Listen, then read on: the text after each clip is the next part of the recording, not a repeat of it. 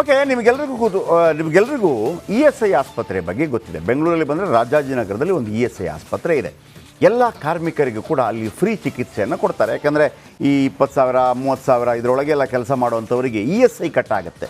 ESI ಕಟ್ಟಾದರೆ ಅವರ ಫ್ಯಾಮಿಲಿಯವರಿಗೆ ಅಲ್ಲಿ ಒಂದು ರೀತಿಯಲ್ಲಿ ಟ್ರೀಟ್ಮೆಂಟ್ ಸಿಗುತ್ತೆ. ಬಹಳ ಒಳ್ಳೆ ಅದ್ಭುತವಾದಂಥ ಒಂದು ಸ್ಕೀಮ್ ಅದು. ರಾಜಾಜಿನಗರದಲ್ಲಿದೆ. ಈ ಬೆಂಗಳೂರು ಗ್ರಾಮಾಂತರದಲ್ಲಿ ಒಂದು ಆಸ್ಪತ್ರೆಯನ್ನು ಕಟ್ಟಬೇಕು ಅಂತ ಆಸೆ ಇತ್ತು. ಯಾಕಂದರೆ ಎಲ್ಲರೂ ಇಲ್ಲಿಗೆ ಬರ್ತಾರೆ ಅಂತೇಳಿ. ಅಲ್ಲಿ ಕಟ್ಟಿದರೆ ಒಂದು 60,000 ಜನರಿಗೆ ಅದು ಲಾಭ ಆಗುತ್ತೆ. ಏನು ಮಾಡೋದು? ಕಟ್ಟಿದ್ವಿ. ಯಾರು ಕಟ್ಟಿಸಿದ್ದು? ಸಿದ್ದರಾಮಯ್ಯನವರು. ಯಾವಾಗ? 2013ರಲ್ಲಿ ಶಂಕುಸ್ಥಾಪನೆ ಆಯಿತು. ಕಂಪ್ಲೀಟ್ ಆಯಿತಾ? ಆಯಿತು. ಯಾವಾಗ? 2020ರಲ್ಲಿ. ಎಷ್ಟು ಖರ್ಚಾಯಿತು? 96 ಕೋಟಿ. ಹೌದಾ? ಏನು ಆಸ್ಪತ್ರೆ? ESI ಆಸ್ಪತ್ರೆ. 100 ಬೆಡ್ಗಳ ಆಸ್ಪತ್ರೆ. ಪ್ರತಿ ತಿಂಗಳು 3 ಲಕ್ಷ ಖರ್ಚು ಮಾಡ್ತಾರೆ ಅದರ ಮೇಂಟೆನೆನ್ಸ್ಗೆ. ಮತ್ತು ಉದ್ಘಾಟನೆ ಆಗಿಲ್ಲ ಸ್ವಾಮಿ, ಉದ್ಘಾಟನೆ ಆಗಿಲ್ಲ. ಯಾಕೆ? ಹಿಂದೆ ಕಾಂಗ್ರೆಸ್ MLA ಇದ್ದರು, ಈಗ BJP MLA ಇದ್ದಾರೆ. BJP MLA ಇದ್ದಾರೆ, ಸರ್ಕಾರ ಕಾಂಗ್ರೆಸ್ ಇದೆ. ಕ್ರೆಡಿಟ್ ವಾರು. 96 ಕೋಟಿ ನಿಮ್ಮ ಮನೆಯ ತಗೊಂಬಂದಿದ್ದು ನಮ್ಮ ದುಡ್ಡು ರೀ ಅದು. ಯಾಕಾಗಲ್ಲ ಉದ್ಘಾಟನೆ? ಶಾಸಕರು ಪ್ರೋಟೋಕಾಲ್ ಪ್ರಕಾರ, ಯಾರೆಲ್ಲ ಶಾಸಕರು ಮಂತ್ರಿಗಳು ಪ್ರೋಟೋಕಾಲ್ ಪ್ರಕಾರ ಆಗೋದಿದ್ರೆ ಮಾಡ್ಕೊಳ್ಳಿ, ಇಲ್ಲ ಅಂತಂದರೆ ಯಾರಿಂದ ಉದ್ಘಾಟನೆ ಮಾಡಿಸ್ಬೇಕು ಗೊತ್ತಿದೆ. ಬನ್ನಿ, ಹಾಲಿ ಶಾಸಕ ವರ್ಸಸ್ ಮಾಜಿ ಶಾಸಕ. ಉದ್ಘಾಟನೆಗೂ ಮುನ್ನ ಸೊರಗ್ತಾ ಇದೆ ESI ಆಸ್ಪತ್ರೆ. 4 ವರ್ಷವಾಗಿದೆ ಕಂಪ್ಲೀಟ್ ಆಗಿ, ಉದ್ಘಾಟನೆ ಭಾಗ್ಯ ಇಲ್ಲ. 50ರಿಂದ 60 ಸಾವಿರಕ್ಕೂ ಹೆಚ್ಚು ಕಾರ್ಮಿಕರಿಗೆ ನೆರವಾಗಬೇಕಾಗಿರುವಂಥ ಈ ESI ಆಸ್ಪತ್ರೆ 96 ಕೋಟಿ ರೂಪಾಯಿ ವೆಚ್ಚದ 100 ಬೆಡ್ಗಳ ESI ಆಸ್ಪತ್ರೆ. 96 ಕೋಟಿ. ಇನ್ನು 4 ಕೋಟಿ ಆಗಿದ್ರೆ 1 ಲಕ್ಷ ಕೋಟಿ. ಯಾರಿಗೂ ಯೂಸ್ ಇಲ್ಲ. 60,000 ಜನ ಕಾರ್ಮಿಕರು, ಶ್ರೀಮಂತರಲ್ಲ, ಬಡವರು. 4 ವರ್ಷ ಕಂಪ್ಲೀಟ್ ಆದ ನಂತರ ಕೂಡ ಉದ್ಘಾಟನೆ ಭಾಗ್ಯ ಇಲ್ಲ. ಈಗಿನ ಶಾಸಕರು ಯಾರು? ಧೀರಜ್ ಮುನ್ರಾಜು. ಹಿಂದಿನ ಶಾಸಕರು ವೆಂಕಟರಮಣಯ್ಯ.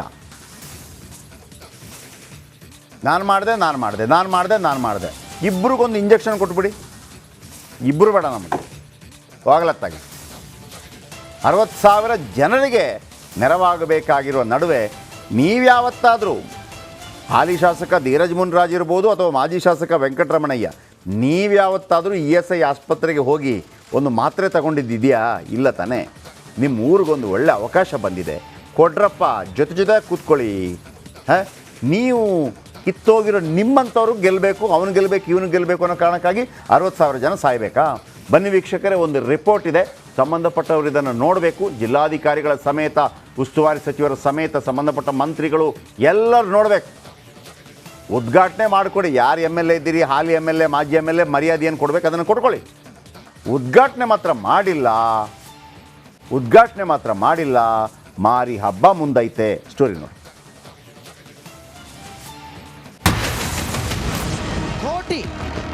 ಕೋಟಿ ಖರ್ಚು.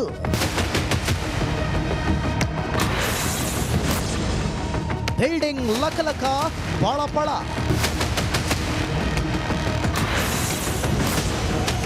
ಉದ್ಘಾಟನೆ ಮಾಡದೆ ಸೈಲೆಂಟ್. ವಾವ್. ಏನಪ್ಪಾ, ಹೊರಗಡೆಯಿಂದ ನೋಡೋಕೆ ಬಿಲ್ಡಿಂಗ್ ಲಕಲಕ, ಫಳ ಅಂತಿದೆ. ಒಳ್ಳೆ ಅಪಾರ್ಟ್ಮೆಂಟ್ ತರ ಇದೆ ಅನ್ಕೊಂಡ್ರೆ ನಿಮ್ಮ ಊಹೆ ತಪ್ಪು. ಅಷ್ಟಕ್ಕೂ ಎಷ್ಟೊಂದು ದೊಡ್ಡ ಬಿಲ್ಡಿಂಗ್ ಯಾವುದು ಗೊತ್ತಾ? ಇದು ESI ಆಸ್ಪತ್ರೆ. 96 ಕೋಟಿ ಖರ್ಚು ಮಾಡಿ ಇದೀಗ ಈ ಕಟ್ಟಡವನ್ನು ಉದ್ಘಾಟನೆ ಮಾಡದೆ ಹಾಗೆ ಬಿಟ್ಟಿದ್ದಾರೆ. ಕಟ್ಟಡದ ಒಳಗಡೆ ಮಷಿನರಿಗಳು ಅಳವಡಿಕೆ ಮಾಡಿದ್ದು ಧೂಳು ಹಿಡಿಯೋ ಲಕ್ಷಣ ಕಾಣಿಸ್ತಿದೆ. ಅಲ್ಲದೆ 100 ಬೆಡ್ನ ಆಸ್ಪತ್ರೆಯ ಒಳಗೆ ವಾರ್ಡ್ಗಳು, ಆಪರೇಷನ್ ಥಿಯೇಟರ್ ಸೇರಿದಂತೆ ಎಲ್ಲವೂ ಕೂಡ ರೆಡಿಯಾಗಿವೆ. ಜೊತೆಗೆ ಈಗಾಗಲೇ ಆಸ್ಪತ್ರೆಗೆ ವಿದ್ಯುತ್ ಸಂಪರ್ಕ, UPS ಸೇರಿದಂತೆ ಎಲ್ಲವೂ ಅಳವಡಿಸಲಾಗಿದೆ. ಮತ್ತೊಂದು ಕಡೆ ಆಸ್ಪತ್ರೆ ನಿರ್ವಹಣೆ ಮಾಡಲು ಸಿಬ್ಬಂದಿಗಳನ್ನು ಇಟ್ಟು 3 ಲಕ್ಷ ವ್ಯಯ ಮಾಡಲಾಗ್ತಿದೆಯಂತೆ. ಇಷ್ಟಿದ್ದು ಯಾಕೆ ESI ಆಸ್ಪತ್ರೆ ಉದ್ಘಾಟನೆ ಮಾಡ್ತಿಲ್ಲ ಎಂಬುದು ಹಲವು ಅನುಮಾನಗಳಿಗೆ ಎಡೆಮಾಡಿಕೊಟ್ಟಿದೆ. ಇದು 2013ರಲ್ಲಿ ಮಲ್ಲಿಕಾರ್ಜುನ ಖರ್ಗೆ ಅವರು ಕಾರ್ಮಿಕ ಸಚಿವರು, ಅವತ್ತಿಗೆ ಮನಮೋಹನ್ ಸಿಂಗ್ ಅವರು ಪ್ರಧಾನಮಂತ್ರಿ ಆಗಿರ್ತಾರೆ. ಇಲ್ಲಿ ಸಿದ್ದರಾಮಯ್ಯ ಅವರು ಮುಖ್ಯಮಂತ್ರಿ ಆಗಿರ್ತಾರೆ. ಎಲ್ಲ ಒಂದು ಒಳ್ಳೆ ಶುಭಗಳಿಗೆ, ಶುಭ ಮುಹೂರ್ತ ಕರ್ನಾಟಕರಿಗೆ, ದೊಡ್ಡಬಳ್ಳಾಪುರದವ್ರ ಕಾರ್ಮಿಕರಿಗೆ ಒಂದು ಯೋಗ. ಅವತ್ತು ಇಲ್ಲಿ ಸುಮಾರು 96 ಕೋಟಿ ಅಂದಾಜು ವೆಚ್ಚದಲ್ಲಿ ಇಲ್ಲಿ 5 ಎಕರೆ ವಿಶಾಲವಾದ ಪ್ರದೇಶದಲ್ಲಿ ಈ ಒಂದು ESI ಆಸ್ಪತ್ರೆಗೆ ಶಂಕುಸ್ಥಾಪನೆ ಮಾಡ್ತಾರೆ. ಸರ್ 11 ವರ್ಷ ಆಗಿದೆ ಉದ್ಘಾಟನೆ ಮಾಡಿ. ಇದು ಕೆಲಸ ಎಲ್ಲ ಮುಗಿದೋಗಿದೆ. ಇವರು ಏನು ಮಾಡ್ತಾಯಿದ್ದಾರೆ ಇವಾಗ ಇದೇನೋ ಮೇಂಟೆನೆನ್ಸು ಖರ್ಚು ಅಂದ್ಕೊಂಡು 3 ಲಕ್ಷ ರೂಪಾಯಿ ತಿಂಗಳಿಗೆ ಇದು ಕಸ ಗುಡಿಸೋರಿಗೆ ಕ್ಲೀನ್ ಮಾಡೋರಿಗೆ ಕೊಟ್ಕೊಂಡು ಇದನ್ನು ವೇಸ್ಟ್ ಮಾಡ್ತಾಯಿದ್ದಾರೆ. ಆದಷ್ಟು ಬೇಗ ಆಗಬೇಕು. ನಾಳೆನೇ ಆಗುತ್ತೆ ಸರ್, ಆ ಥರ ರೆಡಿ ಇದೆ. ಇವಾಗೆಲ್ಲ ನಾವು ನೋಡ್ಕೊಂಡ್ಬಂದ್ವಿ. ನಾಳೆ ರೆಡಿ ಮಾಡಿದ್ರೆ ನಾಳೆನೇ ರೆಡಿ ಆಗುತ್ತೆ. ಅಷ್ಟಕ್ಕೂ ಈ ದೃಶ್ಯ ಕಂಡು ಬಂದಿದ್ದು ಬೆಂಗಳೂರು ಗ್ರಾಮಾಂತರ ಜಿಲ್ಲೆಯ ದೊಡ್ಡಬಳ್ಳಾಪುರ ನಗರದ ಬಾಶೆಟ್ಟಿಹಳ್ಳಿಯ ಕೈಗಾರಿಕಾ ಪ್ರದೇಶದಲ್ಲಿ. ಇಲ್ಲಿ ಕಾರ್ಮಿಕರು ಹೆಚ್ಚಿರುವ ಸ್ಥಳ. ಹಾಗಾಗಿ ಇವರಿಗೆ ಅನುಕೂಲ ಆಗಲಿ ಅಂತ ಸಿದ್ದರಾಮಯ್ಯ ಸಿಎಂ ಆಗಿದ್ದಾಗ ಕಾರ್ಮಿಕರ ಆರೋಗ್ಯ ಸೇವೆಗಾಗಿ 2013ರಲ್ಲಿ ಶಂಕುಸ್ಥಾಪನೆ ಮಾಡಲಾಗಿತ್ತು. ಆದರೆ ಕಾಮಗಾರಿ 2017ರಲ್ಲಿ ಪ್ರಾರಂಭವಾಗಿದ್ದು ಕಾಮಗಾರಿ ಸಂಪೂರ್ಣ ಮುಗಿದಿದೆ, ಆದರೆ ಉದ್ಘಾಟನೆ ಆಗಿಲ್ಲ. ಹೀಗಾಗಿ ಕಾರ್ಮಿಕರು ಬೆಂಗಳೂರಿನ ರಾಜಾಜಿನಗರದ ಇಎಸ್ಐ ಆಸ್ಪತ್ರೆಗೆ ಸುತ್ತಬೇಕಾದ ಪರಿಸ್ಥಿತಿ ಬಂದಿದೆ. ಇಲ್ಲಿಂದ ನಾವು ಹಾಸ್ಪಿಟ್ಲ್ಗೆ ಹೋಗೋಣ ರಾಜಾಜಿನಗರ ಹೋಗ್ಬೇಕು. ಇಎಸ್ಐ ಹಾಸ್ಪಿಟ್ಲ್ಗೆ ಹೋಗ್ಬೇಕಂದ್ರೆ ಇಎಸ್ಐ ಹಾಸ್ಪಿಟ್ಲ್ಗೆ ಹೋಗ್ಬೇಕಂದ್ರೆ ರಾಜಾಜಿನಗರ ಹೋಗ್ಬೇಕಂದ್ರೆ ನಾವು ಇಲ್ಲಿಂದ ಹೋಗ್ಬೇಕಂದ್ರೆ 1.5 ಅವರ್ 2 ಅವರ್ ಬೇಕು. ಅದಕ್ಕೇನು ಮಾಡ್ತಾರೆ ಇವಾಗ ನೆಗ್ಲೆಕ್ಟ್ ಮಾಡ್ತಾವ್ರೆ. ಯಾರೋ ಅಷ್ಟು ದೂರ ಹೋಗೋದು ತಡೆಯಪ್ಪ ಅಂದೇಳಿ ದೊಡ್ಡಬಳ್ಳಾಪುರದಾಗ ಯಾವುದೇ ಹಾಸ್ಪಿಟ್ಲ್ ಉದ್ಘಾಟನೆ ಆಗಲಿ ಪ್ರೈವೇಟ್ ಹಾಸ್ಪಿಟ್ಲ್ಗಳು ಜನ ತುಂಬ್ತಾವ್ರೆ. ಯಾಕೆ ತುಂಬ್ತಾವ್ರೆ ಅಂದರೆ ಇಎಸ್ಐ ಹಾಸ್ಪಿಟ್ಲ್ಗೆ ಹೋಗ್ಬೇಕು, ಅಲ್ಲಿ ಹೋದರೆ ಫ್ರೀ ಇರ್ತದೆ ಅಂದರೆ ಹೋಗೋಕ್ಕಾಗ್ತಾ ಇಲ್ಲ. 1.5 ವರ್ಷದಿಂದ ಇದು ಉದ್ಘಾಟನೆಗೆ ಸಜ್ಜುಗೊಂಡು ಎಲ್ಲ ಸರ್ಕಾರದವರು ಕಳೆದ BJP ಸರ್ಕಾರ ಮತ್ತು ಈ ಕಾಂಗ್ರೆಸ್ನವ್ರು ಹೇಳ್ತಾ ಇದ್ದಾರೆ ಉದ್ಘಾಟನೆ ಮಾಡ್ತೀವಿ ಅಂತ. ಉದ್ಘಾಟನೆ ಮಾಡ್ತಿಲ್ಲ. ಸುಮಾರು ಈ ಬಾಶೆಟ್ಟಹಳ್ಳಿ ಕೈಗಾರಿಕಾ ಪ್ರದೇಶದಲ್ಲಿ ಸುಮಾರು 1 ಲಕ್ಷಕ್ಕೂ ಹೆಚ್ಚು ಇವತ್ತು ಕಾರ್ಮಿಕರು ಕೆಲಸ ಮಾಡ್ತಾ ಇದ್ದಾರೆ. ಆಸ್ಪತ್ರೆ ಕಾಮಗಾರಿ ಶಂಕುಸ್ಥಾಪನೆ ವೇಳೆ ಅಂದು ಕಾಂಗ್ರೆಸ್ ಶಾಸಕ ವೆಂಕಟರಮಣಯ್ಯ ಇದ್ದು ರಾಜ್ಯದಲ್ಲಿ ಕಾಂಗ್ರೆಸ್ ಸರ್ಕಾರ ಇತ್ತು. ಇದೀಗ ರಾಜ್ಯದಲ್ಲಿ ಕಾಂಗ್ರೆಸ್ ಸರ್ಕಾರವಿದ್ದು ದೊಡ್ಡಬಳ್ಳಾಪುರದಲ್ಲಿ ಬಿಜೆಪಿ ಶಾಸಕರಿದ್ದಾರೆ. ಹೀಗಾಗಿಯೇ ಇದೀಗ ಉದ್ಘಾಟನೆಗೆ ಕ್ರೆಡಿಟ್ ವಾರ್ ನಡೆಯುತ್ತಿದೆ ಎನ್ನುವ ಗುಮಾನಿ ಇದೆ.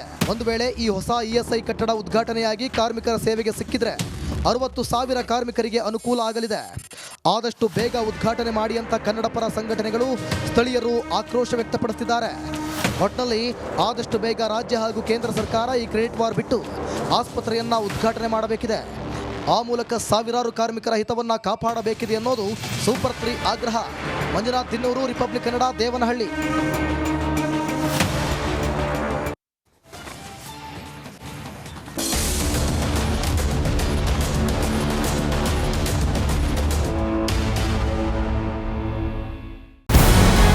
ನಮಸ್ಕಾರ, ಕರ್ನಾಟಕ ಪ್ರೈಮ್ ಟೈಮ್ಗೆ ಸ್ವಾಗತ.